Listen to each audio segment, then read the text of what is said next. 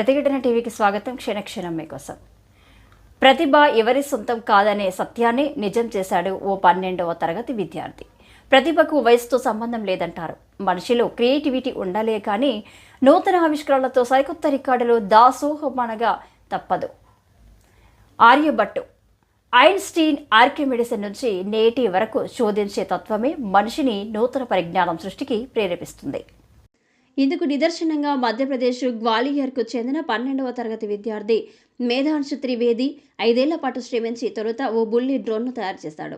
అంతటితో సంతృప్తి చెందని అతను మరికొన్ని పరిశోధనలు చేసి మనిషి ప్రయాణించే డ్రోన్ ట్యాక్స్ని తయారు చేశాడు. దీనికి MLDT-01 అని పేరు పెట్టాడు. ఇది 60 కిలోమీటర్ల వేగంతో 80 కిలోల బరువు గల వ్యక్తిని 6 నిమిషాల పాటు గాల్లో మోయగలదు. 3 నెలల పాటు శ్రమించి 3,50,000 వ్యయంతో ఈ డ్రోన్ను సృష్టించాడు. తను తయారు చేసిన డ్రోన్లో తనే ప్రయాణించి తన ప్రయోగ విజయాన్ని అందరికీ చాటాడు. ఇందుకు సంబంధించిన వీడియో సోషల్ మీడియాలో వైరల్గా మారింది. మేధాంశ్ త్రివేది తన పేరుకు తగ్గట్టుగానే తన అద్భుత మేధస్సుతో సృజనాత్మకత ఆలోచనలతో మనిషి ప్రయాణించే డ్రోన్ను రూపొందించడం ద్వారా సర్వత్రా ప్రశంసలు అందుకుంటున్నాడు. మేధాంశ్ త్రివేది నేటి తరం విద్యార్థులకు స్ఫూర్తిదాయకంగా నిలిచాడని అంతా అభినందిస్తున్నారు.